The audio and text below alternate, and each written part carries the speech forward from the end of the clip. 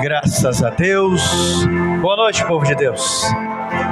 A paz esteja com todos, amém? Coloque a mão no seu peito, por favor. Levante o seu semblante. Ore assim comigo, diga assim: poderoso Deus, amigo de todas as horas, eu venho mais uma vez render graças ao Senhor pela vida, pelo sustento e por toda a tua proteção. É bem verdade que muitas vezes me inquieto, é bem verdade que muitas vezes me irrito e me esqueço que sou um ser espiritual antes de físico, mas eu venho te agradecer pelo resgate da confiança, pelo resgate da consciência que vem do alto. Hoje, Senhor, usa o pregador, penetra a tua palavra de tal forma em minha consciência, para que eu seja mais um dia liberto, transformado, renovado, como alguém que o Senhor levanta para melhorar aonde foi semeado. Desde já eu te agradeço, repreendendo Satanás, em nome de Jesus. Graças a Deus. Abra a tua Bíblia, por favor, no livro de Juízes, capítulo de número 3. Nós estamos na nossa campanha, nós estamos, aliás, na nossa série, Mudando a Semente. Aonde nós estamos errando? Na verdade é uma série de mensagens sobre mudando a semente. Aonde que nós estamos errando? E hoje é o 9º dia, a 9ª série desta mensagem que é gravada. Capítulo 3 do livro de Juízes, versículo 20 até o versículo 30.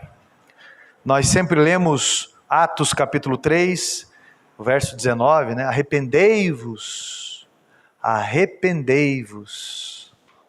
e convertei-vos, para que os vossos pecados sejam perdoados. Todo mundo achou? Juízes, capítulo 3, versículo 20 ao 30. Diz assim a minha tradução: Eude entrou numa sala de verão, que o rei tinha só para si, onde estava sentado, e disse: tenho a dizer-te uma palavra de Deus. E Eglon se levantou da cadeira. Então Eude estendeu a sua mão esquerda, puxou o seu punhal do lado direito e lhe cravou no ventre, de tal maneira que entrou também o cabo com a lâmina, e porque não o retirou do ventre, a gordura se fechou sobre ele. E Eude, saindo por um postigo, passou para o vestíbulo, depois de cerrar sobre ele as portas trancando-as. Tendo saído, vieram os servos do rei, e viram, e eis que as portas da sala de verão estavam trancadas, e disseram: sem dúvida está aliviando o ventre, na privada da sala de verão. Aborreceram-se de esperar-se, como não abria a porta da sala, e tomaram a chave e abriram, e eis o seu senhor estendido morto em terra. Eude escapou enquanto eles se demoravam, e tendo passado pelas imagens de escultura, foi para Seirá. Tendo ele chegado, tocou a trombeta nas montanhas de Efraim, e os filhos de Israel desceram com ele das montanhas, indo ele à frente, e lhes disse: segui-me, porque o Senhor entregou nas vossas mãos os vossos inimigos, os moabitas. E desceram após ele, e tomaram os vales do Jordão contra os moabitas, e a nenhum deles deixaram passar. Naquele tempo, feriram dos moabitas uns 10.000 homens, todos robustos e valentes, e não escapou nem sequer um. Assim foi Moabe subjugado naquele dia, sob o poder de Israel, e a terra ficou em paz 80 anos. Depois dele foi Sagar, filho de Anate, que feriu 600 homens dos filisteus, eu estou lendo o 31 também, como uma aguilhada de bois, e também ele libertou Israel. Amém? Assente-se, por favor. Bem, eu tenho comentado a respeito de libertadores que Deus nos envia. Domingo, as duas mensagens de domingo foram a respeito dos libertadores que Deus nos envia. E domingo agora, além da libertação militar, além da libertação da escravidão, outras libertações, como a libertação da fome, Deus libertou o povo financeiramente. E levantou Salomão como um libertador financeiro. Pois bem, pastor, nessa série de mensagens, aonde nós estamos errando? Eu vou falar para você, olha para cá, aonde você deixou as suas chaves? Você já passou por isso ou não? Aonde que você deixou as suas chaves? Ou melhor perguntando, aonde você deixou a sua chave? Pastor, o que isso tem a ver com a mensagem? E nós vamos comentar bonitinho e você vai entender ao longo da mensagem o porquê desse título. Aonde você deixou as suas chaves? Meu irmão, eu aprendi que na vida, Cristo é o centro de tudo.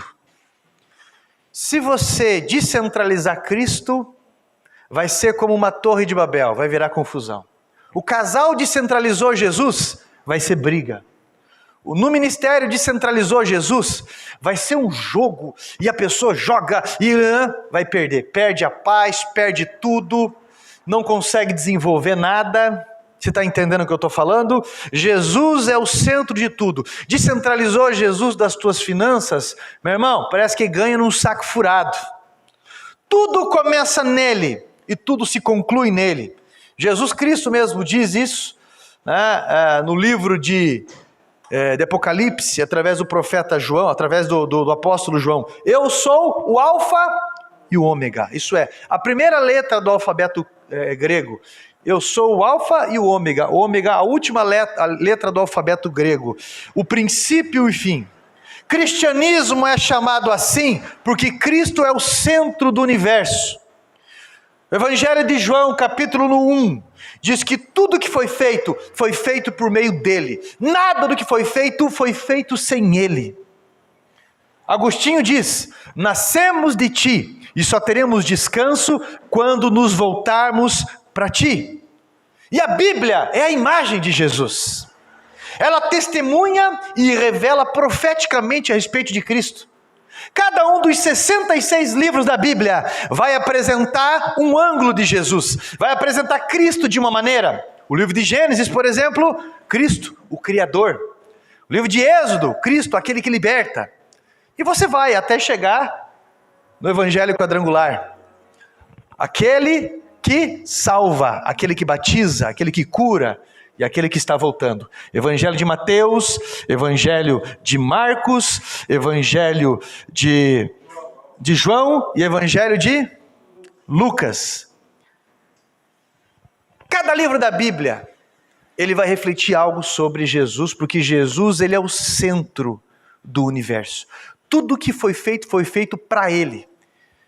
O livro de Romanos, Paulo bem lembra o povo quando ele diz, porque dele, por ele e para ele são todas as coisas. Glória, pois, eternamente a ele.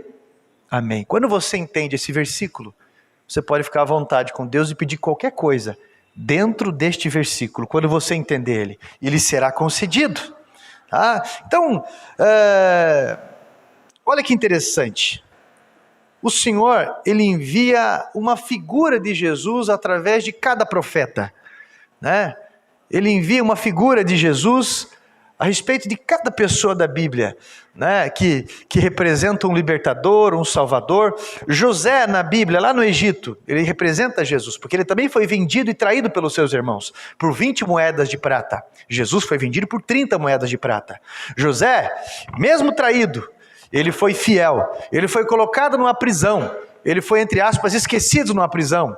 Ele é menor do que Jesus, mas ele é um tipo de Jesus. E ele ficou 2 anos trancafiado numa prisão. E quando saiu, ele saiu para reinar. E ele saiu para libertar o povo da fome e ele saiu para reinar. Jesus, ele desceu e os 3 dias ele ficou no mundo dos mortos. A Bíblia diz que ele libertou do cativeiro os cativos. E quando ele saiu para reinar. Na Bíblia você vai ver os tipos e os antitipos. Na Bíblia você vai ver sempre que Jesus é o centro, e isso está muito bem batido na mensagem, muito bem enfatizado. Então eu quero que você entenda algumas coisas dentro disso que eu estou falando, de o porquê a respeito disso. O livro de Juízes é um livro que apresenta alguns libertadores que Deus vai levantando. Juízes que julgavam não contra Israel, mas julgavam a favor de Israel. Olha só, presta atenção. Talvez você conhece alguém assim. Camarada está com a vida toda turbulenta. Daqui a pouco, alguém vem e o convida para ir num culto. Ou mesmo a pessoa se toca de alguma coisa. Opa, eu tenho que buscar Deus. E vai na igreja. E começa a falar com Deus. E Deus fecha as portas que tem que se fechar. E abre as portas que tem que se abrir. Ele ou ela vem para a igreja achando que é alguma coisa. Achando. Já ouviu falar da irmã Rochelle? Eu não preciso disso. Meu marido tem 2 empregos. E tem o homem Rochelo também. Eu não preciso disso. Né? Eu vou para a igreja para esquentar a cabeça com aquele, com aquele, com aquela. Eu não preciso. E ao longo desses 20 anos que eu pastoreio, e 15 que eu assumi a igreja, e 18 quase como membro dessa igreja aqui, no Sabará, eu tenho acompanhado repetidas vezes coisas assim.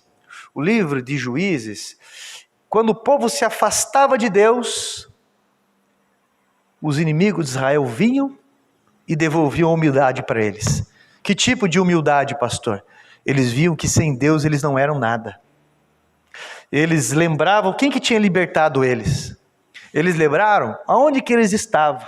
Uma hora eram os filisteus, outra hora os moabitas. E tantos outros eus, né, os heveus, os heteus, tantos outros que vinham e oprimiam Israel. No tempo de Juízes, Deus levantou vários juízes. O primeiro juiz foi Otiniel, que livrou Israel das mãos dos inimigos. Mas Deus também levantou Gideão. Deus levantou uma juíza, Débora. Deus levantou Sansão como juiz. Deus levantou vários outros que refletiam o amor e o resgate de Jesus. Agora aqui nós lemos a respeito de um homem, um juiz, que por um ato impulsivo, um tanto programado, curto, mas por um ato impulsivo, esse homem, com uma indignação interna, como todos esses outros juízes, ele julga a favor de Israel. Meu irmão, Deus colocou algo dentro de você, e isso é um legado que Ele tem deixado para você. Quando eu vim aqui no Sabará, eu vi um povo tão belo, do Mamano ao Caducano. Eu pensei comigo, eu tenho que trazer minha esposa para cá, porque eu vi potencial nesse lugar. Eu amei essas pessoas, eu amo essas pessoas e todo aquele que vem até mim. Eu aprendi que as ovelhas que o Senhor me confiou são aquelas que escutam a minha voz. E eu olhei aquilo, mas aquilo me bateu uma indignação. Não conheciam um hino da igreja, não conheciam Bíblia, não conheciam uma série de coisas. E eu resolvi adotar, porque primeiro eu fui adotado. Essa indignação que vem dentro de você, chegando lá e fala, meu Deus, tudo esgualepado, eu quero é melhorar. Eu quero é ajeitar. Eu quero fazer. E daqui a pouco você se vê sufocado, você pode ver que eu estou até meio que tropeçando em palavra, de tão cansado que eu estou. Eu olho para vocês e eu vejo dobrado assim. É verdade. E eu digo isso, daqui a pouco você está... Porque eu costumo dizer que o crente ou ele está cansado ou ele está desviado. Porque a seara é grande, mas poucos são os ceifeiros. Então, Deus vai e coloca uma indignação dessa dentro de Eude. Eude é um juiz que Deus levanta mais uma vez, porque Israel estava sofrendo uma opressão por quase 18 anos nas mãos de Eglon, o rei moabita. Israel plantava, Israel trabalhava a terra, plantava, regava, Israel colhia, mas Israel não desfrutava daquilo que eles trabalhavam. Você conhece alguém assim? Só trabalha, se arrebenta de trabalhar, como diz, e não desfruta de nada. Conhece alguém assim que tem família, mas não desfruta? Conhece alguém que tem juventude, mas não desfruta? Conhece alguém que é aposentado, mas não desfruta? Conhece alguém que é casado, casada, mas não desfruta? Conhece alguém que trabalha, mas nunca desfruta? Você conhece um cristão que Jesus dá paz, que excede todo entendimento, mas não desfruta? Você conhece alguém que não desfruta? Você não precisa responder para mim, né? Basta você responder para você. Aí a gente vê que ao longo do caminho, a gente não só foi liberto, mas ao longo do caminho Deus vai nos colocando libertadores. Deus vai nos colocando várias pessoas.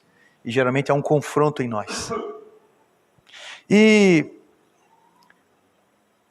o povo se esqueceu quem era Deus. A opressão veio. Demorou 18 anos para o povo começar a falar com Deus e pedir para Deus os libertar. 18 anos sofrendo. Meu irmão, precisava de tanto tempo assim? Liga para um, liga para outro, tenta daqui, briga de lá, faz isso, vai não sei aonde, paga um absurdo, faz mais não sei o quê. E Deus está na fila esperando para te curar. E Deus está na fila esperando para sarar você. E Deus na fila esperando para te dar sustento. Parece o faraó. Deixa o meu povo ir, faraó.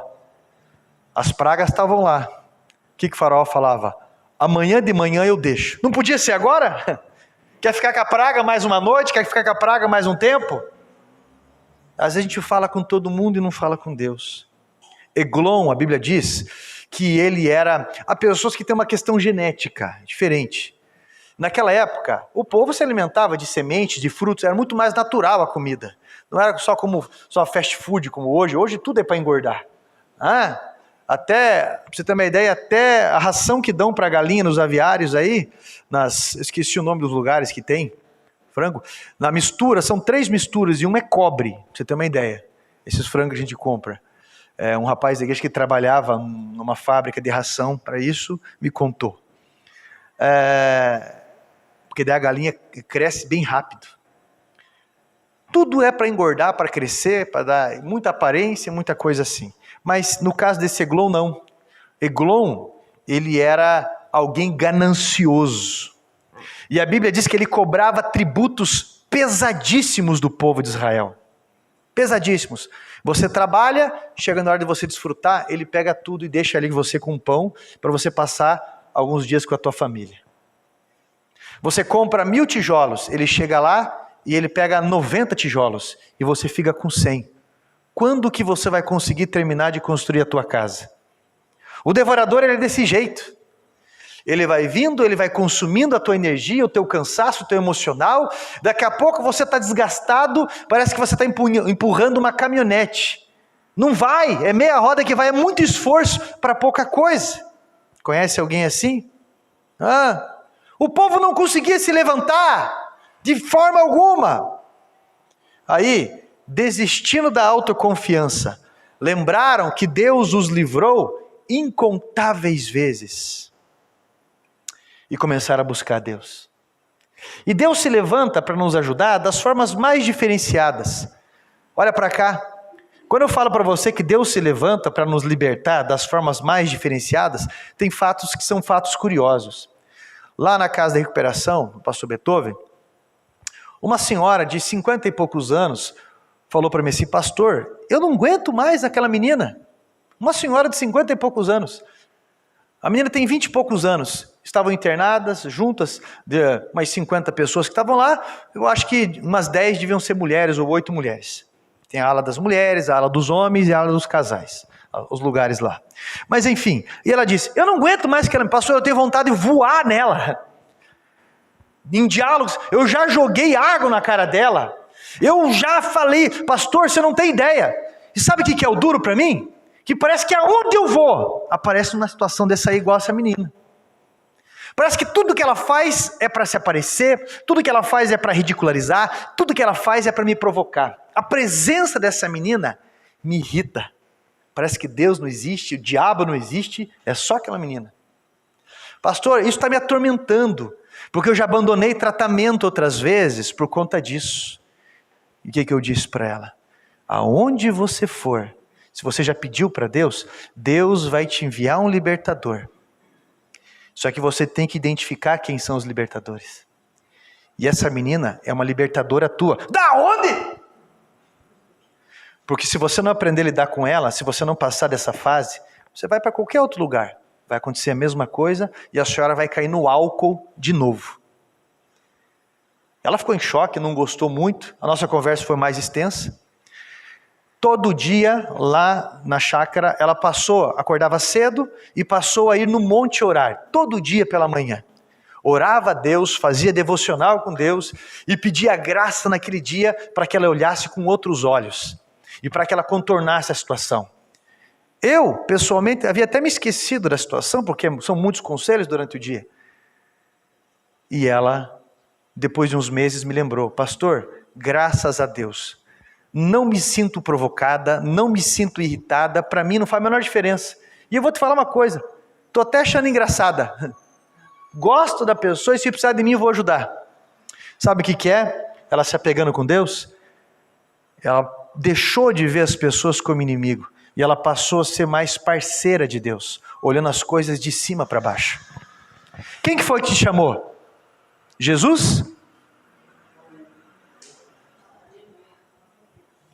Aí de repente Deus vai lá, coloca uma indignação no coração de Eude. Deus pega Eude e ele tem um plano louco. O povo começou a ouvir a Deus. O povo começou a perceber que sem Deus não são nada, ninguém é nada. Se voltou para Deus. E enquanto eles achavam que nada estava acontecendo, Deus estava trabalhando através da vida de uma pessoa. Porque é sempre assim. A gente não vê as coisas trabalhando como as sementes. Você não vê a raiz ali crescendo, sabe o bambu chinês, né? 6 meses crescendo para baixo. E daí em poucos dias o negócio cresce metros. Poxa, a gente não vê várias vezes que Deus está trabalhando de formas específicas. E eu pedia para Deus algumas coisas no meu projeto de vida, e pedia para Deus isso e aquilo. Eu falei, Senhor, por que esse ano? E aí, conversava com Deus, eu quero conhecer minha família biológica, eu quero que isso aconteça, eu quero, Pai, por que o Senhor nos abençoe e coisa e tal? E Deus estava me amadurecendo, me enraizando, para que as bênçãos sobre a minha vida não se tornassem maldição, para que não vazasse entre os meus dedos.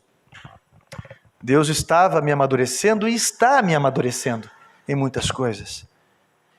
Essa indignação no coração. Eude, para quem não sabe, era irmão de Caleb. Lembra de Caleb e Josué?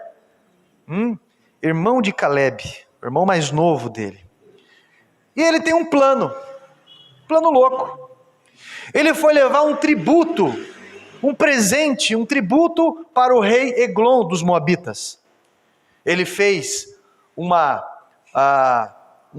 tiras de couro especial com bainha, porque ele era canhoto, para ele colocar a bainha escondida ali por dentro.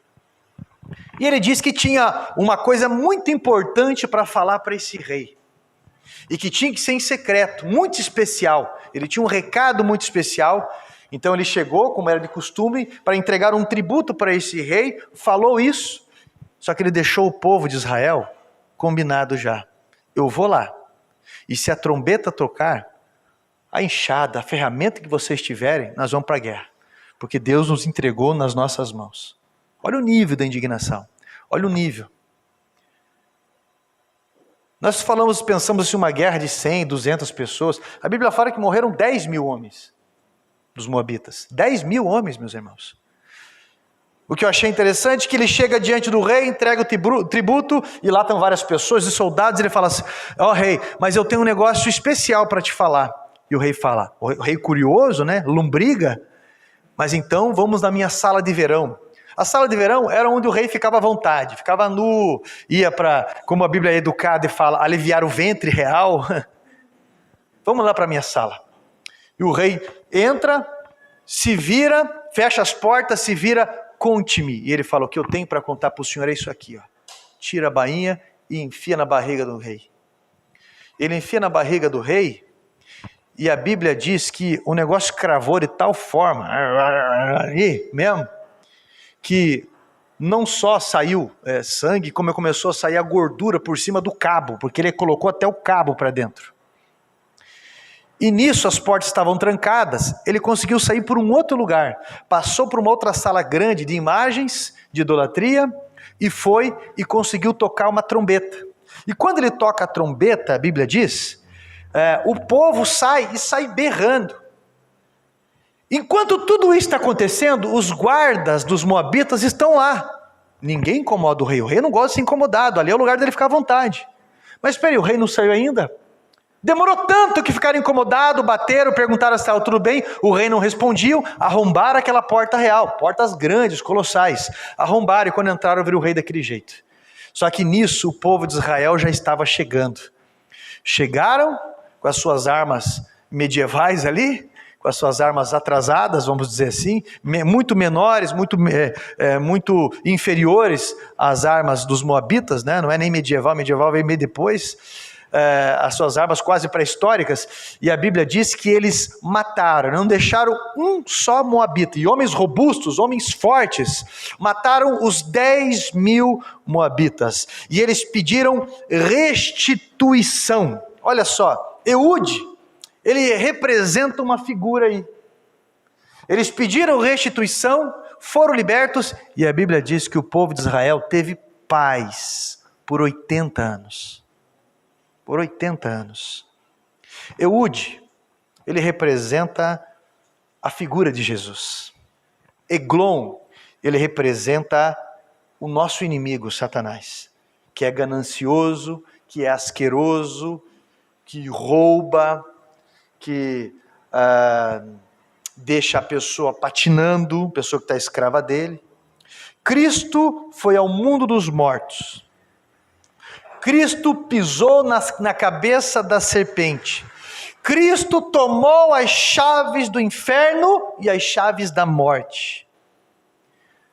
Mateus capítulo 16, versículo 19, diz que Jesus nos deu autoridade para pisar serpentes e Cristo falou, olha assim, aquilo que você desligar aqui, será desligado no céu. Aquilo que você ligar aqui, será ligado no céu. Cristo confiou nas minhas e nas tuas mãos uma chave. Qual chave é essa, pastor? Qual chave que é essa? O nome de Jesus em oração. E eu falo isso, algumas pessoas esqueceram do grande significado do que é chave. Chave é uma ferramenta de acesso para portas que se abrem.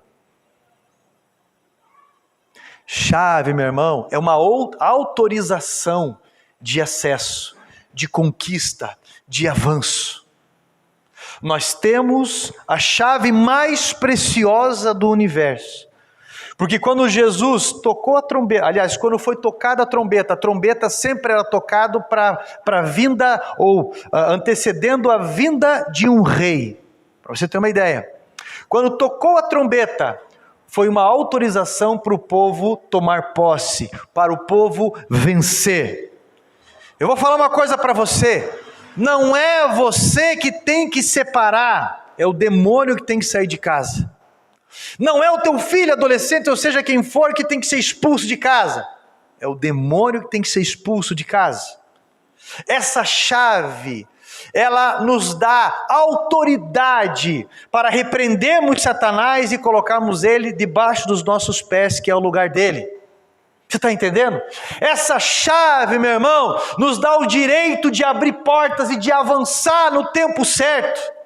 Esta chave, meu irmão, é um poder que Deus nos deu, porque quantas pessoas chegam aqui, chegam até mim, e você desliga uma pessoa do inferno e liga ela ao céu.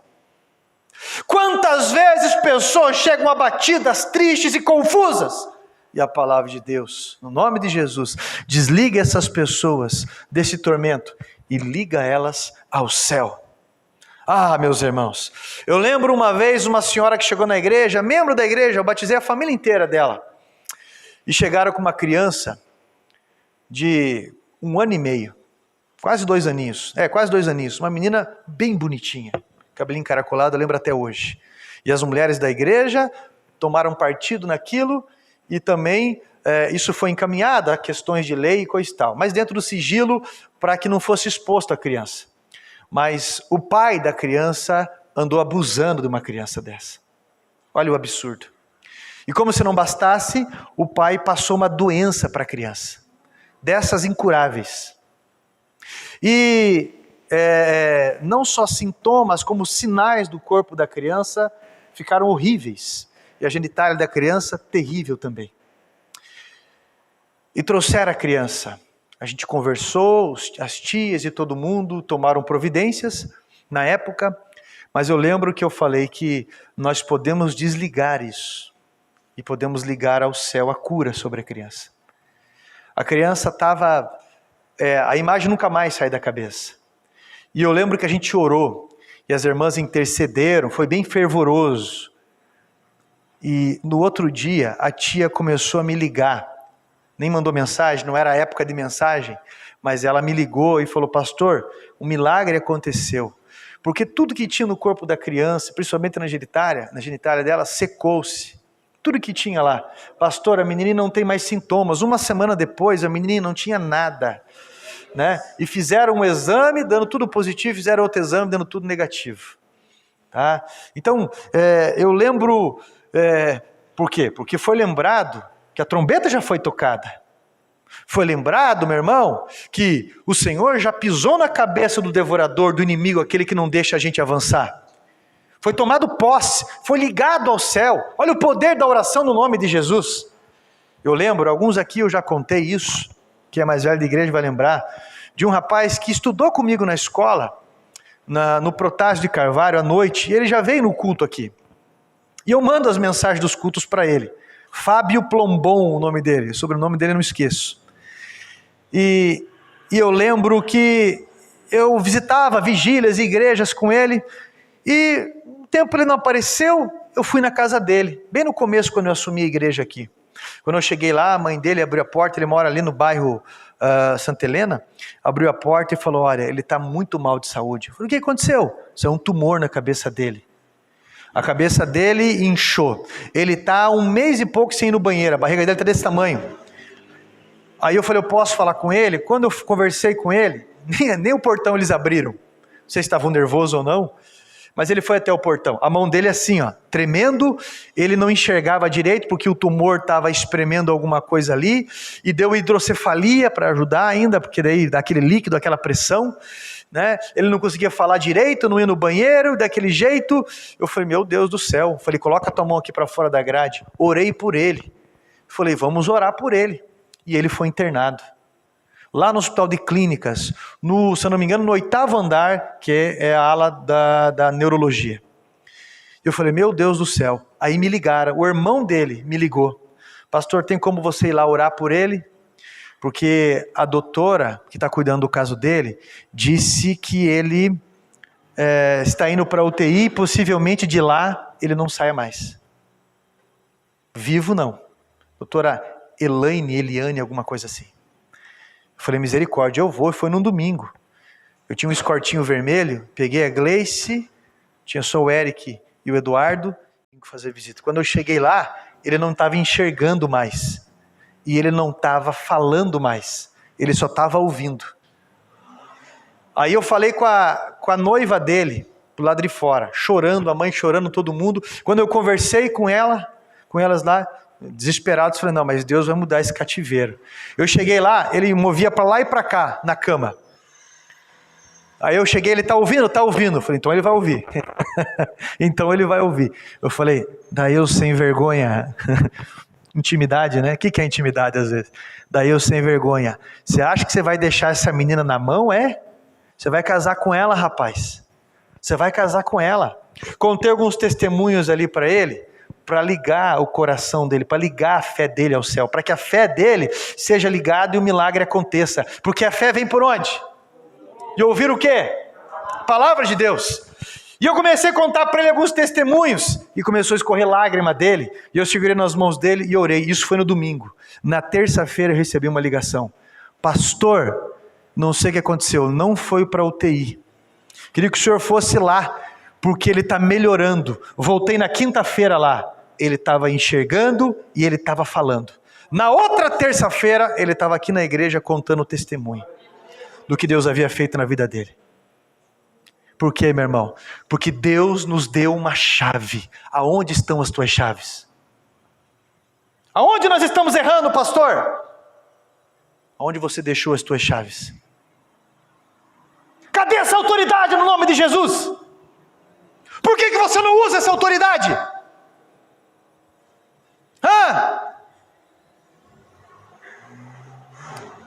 O nome do teu filho Zilda, como que é o Vitor, né?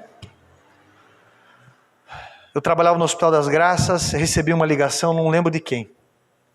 Pastor, o Vitor teve um acidente de moto. Caiu, foi internado no hospital evangélico e o estado dele é bem crítico. Bem, eu vou orar, não tinha carro ainda, eu vou orar. Não, mas o senhor precisa ir lá no hospital. Quando eu estou indo para o hospital, a avó me ligou e falou, pastor, não adianta mais o senhor ir, porque já falaram para a família ir atrás do plano funerário. Olha só, ir atrás do plano funerário. E até quem cuidava da UTI, onde o Vitor estava internado, é uma doutora que foi parar na mídia, sabe? E deram um apelido para ela e coisa e tal. E eu falei, não, mas eu vou orar. Falei com o Joarildo na época, a gente trabalhava junto, me levou de moto até lá, me deixou lá. Eu fui, eu quero orar. Não, mas não é UTI, não adianta. Não, mas eu tenho acesso. Não, mas agora estão dando banho. Eu fiquei 1 hora de pé na frente da UTI. Cheguei lá, o fêmur dele, quando a moto, no acidente, o carro que passou por cima, ou alguma coisa assim, né? Foi isso. Mas aquela gordura do tutano, alguma coisa, entrou na corrente sanguínea, né? Isso. Mas entrou na corrente sanguínea para dar embolia e coisa e tal. E os médicos, olha, não podia ir para o pulmão. Foi para o pulmão, para o cérebro, para o coração, para todo lugar. Isso. Então aquilo já estava decretado a morte dele. Quando eu entrei na UTI, eu lembro dele até sem camisa e coisa e tal. Coloquei 2 dedos no ombro dele e falou, Senhor, no nome de Jesus, alcança a consciência desse jovem aonde ele estiver. Dá mais uma chance de vida para ele. Dá a consciência e faz com que ele tenha vida que vale a pena no Senhor. Porque nós acreditamos na tua misericórdia. Uma oração de 2 minutos. Saí, fui para casa. Isso foi um dia de semana. Eu sei que durante o dia de semana mesmo me ligaram, dizendo que ele saiu da UTI e foi para o quarto. Do quarto, eu fui visitar ele de novo. Falei, você lembra que eu vim aqui? Ele deu risada e falou, lembro nada, pastor. Lembro nada. Eu falei, mas o importante é que você foi visitado por Deus. Depois eu encontrei ele no ônibus com muleta. Ele não usa muleta hoje, né? Não usa mais nada, né? Ficou um pouco manco, só para lembrar, igual Jacó. Sem sequela nenhuma. Quantas e quantas pessoas, eu lembro de uma moça que chegou aqui na frente, o nome do rapaz é Paulo, que é o marido dela, Paulo Geyer, e a esposa, você lembra o nome da esposa? Vanusa.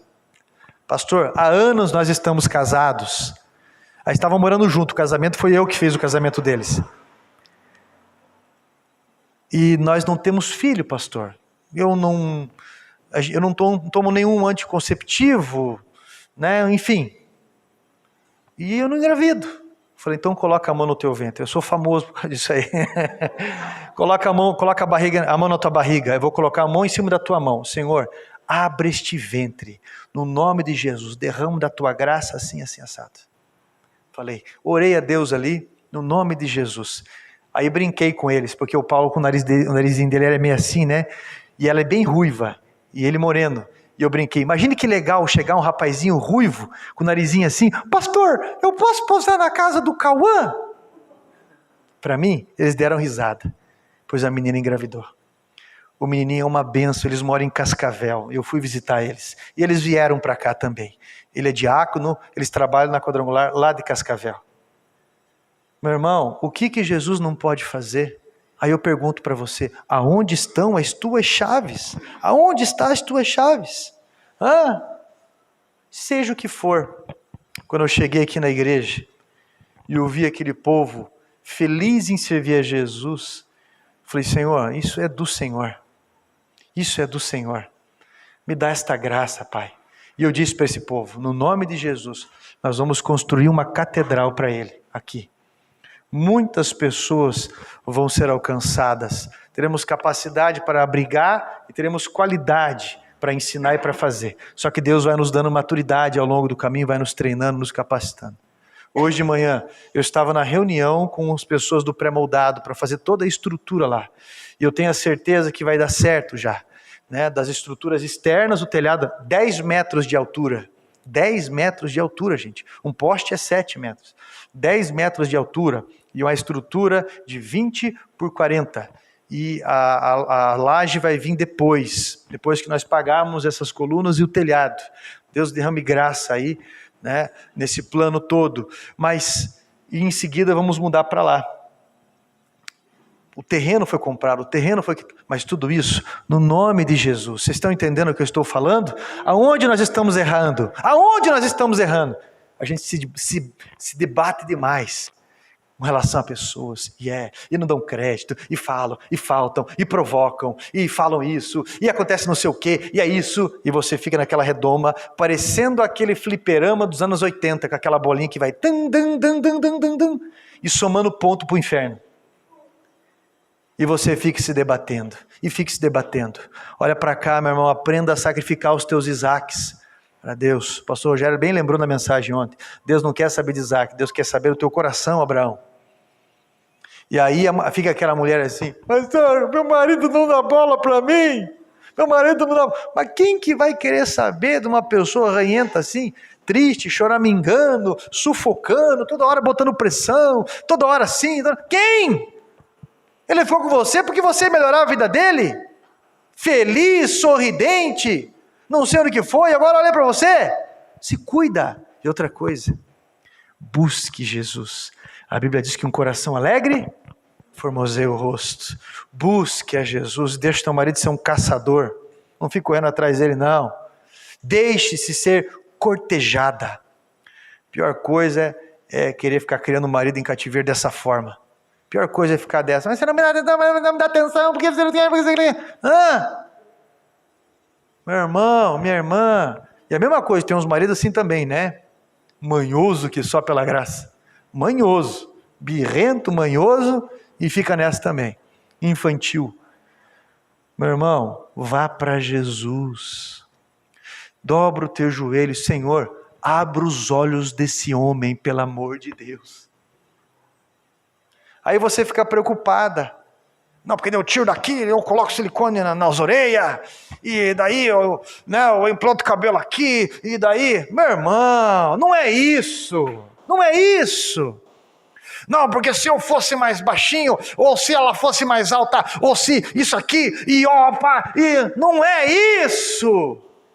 Tudo é por Deus, se volte para Ele, Ele transforma realidades, Ele abre os olhos de pessoas, Ele fecha os olhos de pessoas, Ele é o centro de tudo, e o dia que você centralizar Ele, meu irmão, você fica perdido, e sempre vai achar, não, é um próximo casamento, não, é uma próxima igreja, não, é uma próxima empresa, não, é um outro país, não, é um outro corpo.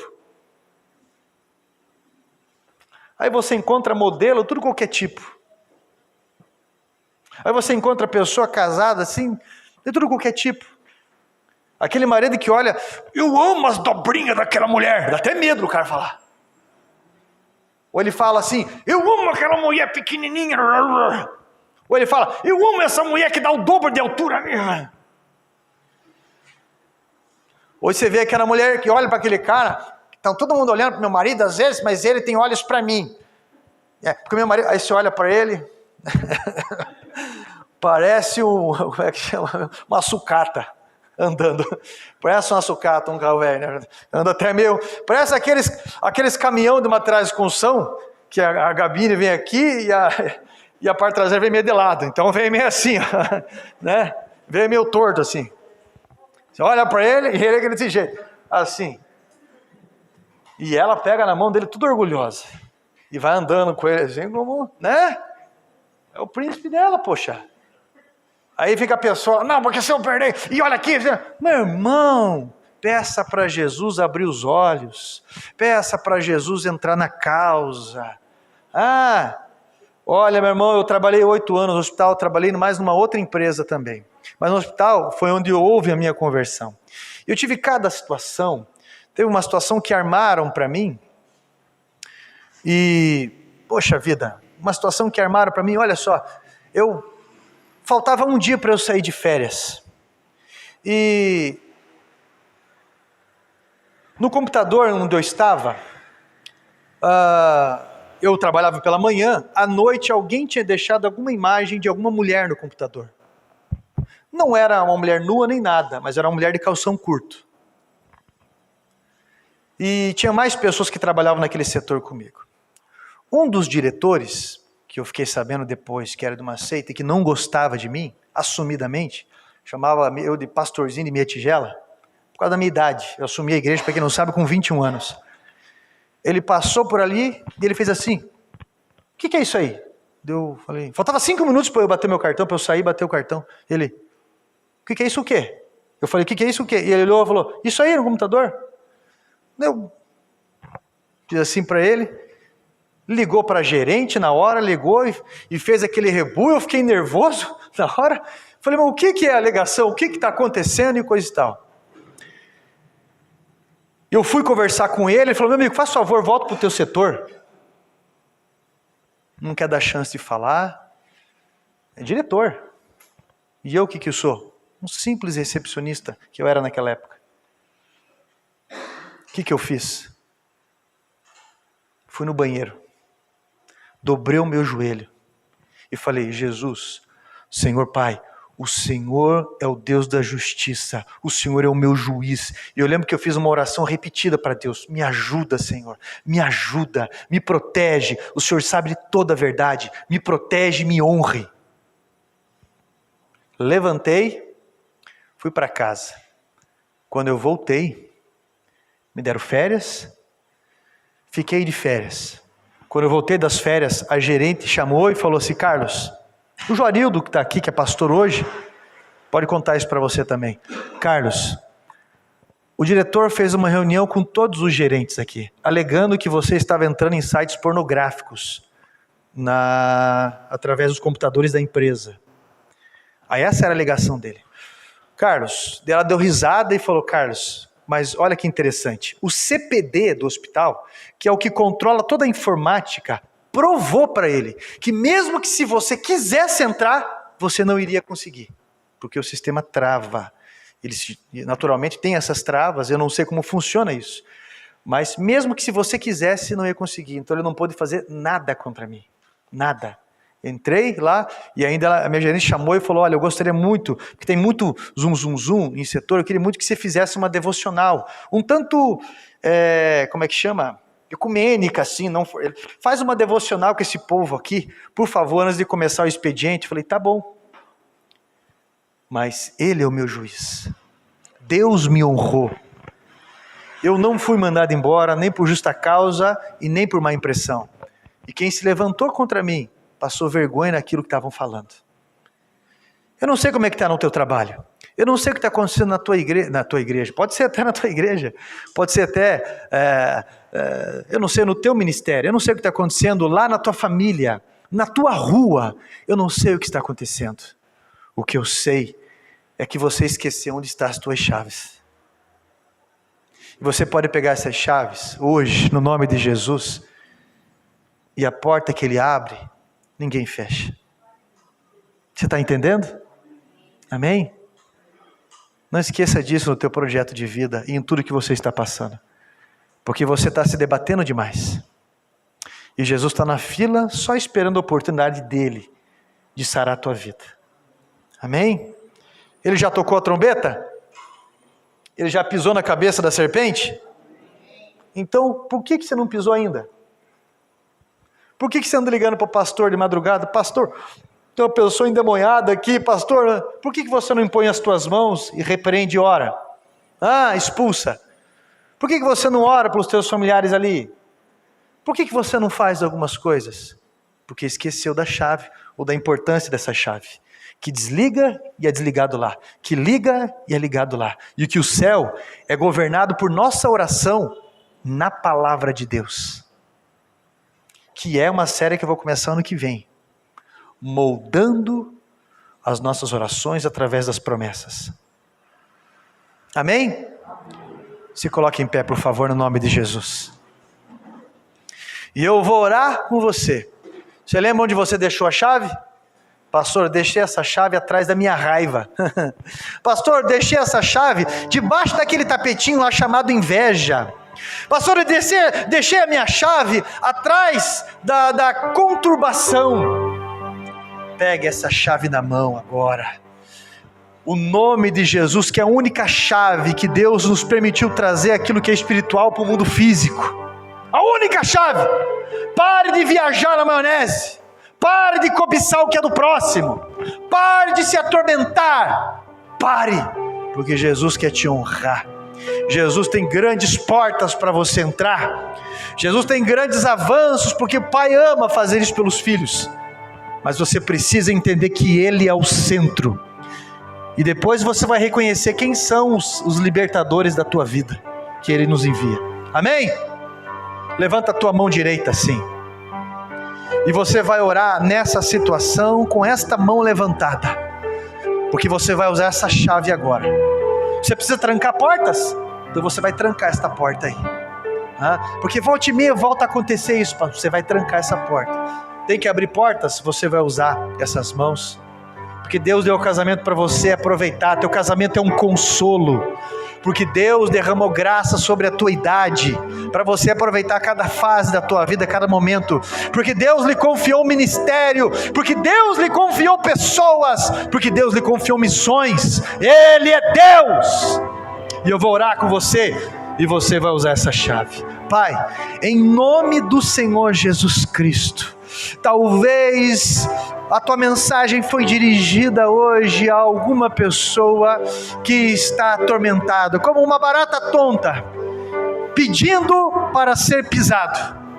Pai, em nome de Jesus, eu estou pedindo ao Senhor, por favor, acende sobre a mente desta pessoa, acende sobre a mente dele e dela, o teu nome que é todo poderoso.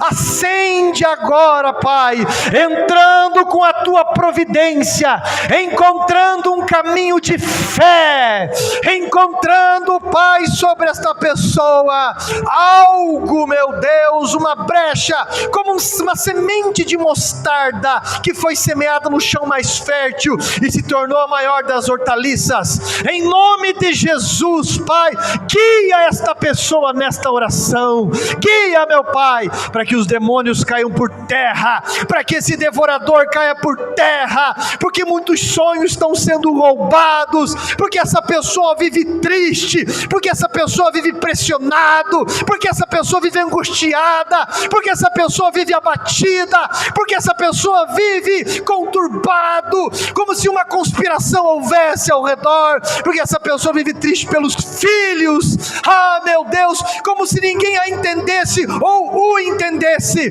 como se ninguém o ouvisse. Em nome de Jesus, acende a tua chama, desperta esse teu guerreiro, desperta, Pai, oh meu Deus, este teu soldado, para que honre o teu nome por onde passar, para que tenha troféus e uma coleção de testemunhos por onde passa, e edifique a fé das pessoas aonde foi semeado. Em nome do Senhor Jesus, renova agora a fé desta pessoa, abre a porta do emprego, abre a porta da felicidade, abre a porta da saúde, abre a porta ministerial, abre a porta das boas notícias, abre a porta, meu Deus, das oportunidades, dá consciência para entrar, consciência dos libertadores que o Senhor coloca, Pai, para que tenham acesso a esta libertação, a esta nova fase. Em nome do Senhor Jesus Cristo, Santo Deus, peço ao Senhor que desligue todo o mal, Pai, para que aí do céu seja confirmado, e peço ao Senhor que ligue a graça suficiente para que essa pessoa tenha vitória e avanço dentro da tua palavra. Tudo isso no nome do Senhor Jesus Cristo. Amém. Amém, povo de Deus? Graças a Deus. Então, meu irmão, ei, acorda, que Deus vai te honrar. Honre Ele, porque Ele já tocou a trombeta, já despertou você para essa vida de vitória. Amém? Graças a Deus. Deus é bom.